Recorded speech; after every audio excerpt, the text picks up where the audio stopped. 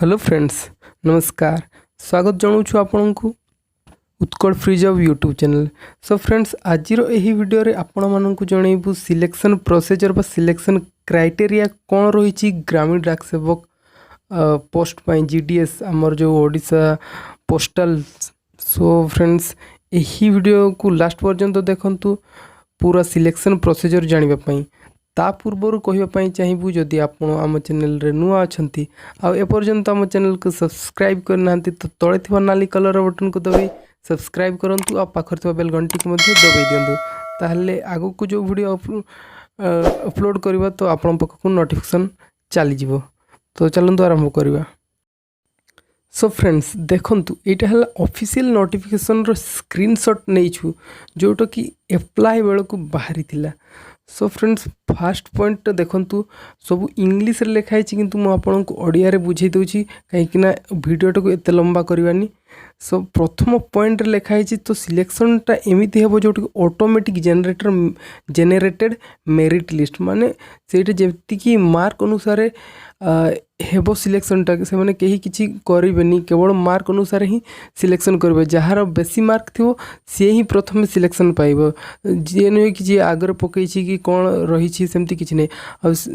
तापर देखंतु पॉइंट 2 रे कोन लिखाई छी पॉइंट 2 रे लिखाई छी कोनोसी भी पिलांकु हायर एजुकेशनल क्वालिफिकेशन पाई वोटेज दिया जिवो नाही माने कोनोसी बेनिफिट दिया जिवो नाही। आपण जदी पीएचडी भी करथांती किबा डिग्री कोनोसी डिग्री करथांती ताहले कोनोसी लाभ हेबो नाही कहीं ना आपणकर 10th रे जति मार्क थिवो सेटा ही कैलकुलेशन को निया जिवो। तापर पॉइंट नंबर 3 रे देखंतु जदि आपण मैट्रिक बोर्ड ग्रेड रे देइथांती आपण जेतेबेले फॉर्म अप्लाई करथिले आ ग्रेड रे ही देइथिले ताहले आपण डिस्क्वालिफाई हेई पारंती कहीं ना जदि आपण मार्क मेंशन करिनांती जेतेबेले फॉर्म अप्लाई करथिले सेतेबेले जदि मार्क आपण मेंशन करिनांती ताहले आपणकर फॉर्म डिस्क्वालिफाई हेई पारे आपण चाकरी पाइबारु वंचित हेई पारंती। तापर देखंतु पॉइंट नंबर 4 रे लिखाई छी जदि आपणकर इन केस आपणकर जदि मार्कटा ग्रेड आ पॉइंट रे रही जाई ताहले ताकू कन्वर्सन करा जिवो परसेंटेज को 100 रु काउंट करा जिवो तापर जाई ताकू कैलकुलेशन रे निया जिवो सेटा लिखाई छी पॉइंट नंबर 4 रे। तार पॉइंट नंबर 5 रे देखंतु जदि कौनसी स्टूडेंट मानकर सेम मार्क आसी जाए ताहले मेरिट लिस्ट रे सेही माननको निया जिवो जहार डेट ऑफ बर्थ अधिका अछि जे एज रे अधिका। तापर जदि सेटा भी हेलानी ताहले प्रथम निया जिवो एसटी फीमेल को तापर SC female OBC female EWS female UR female ST male तापर सेही भलिया देखंतु एटी तळे लिखाई जी जा तापर सीरियली निया जिवो से माननको।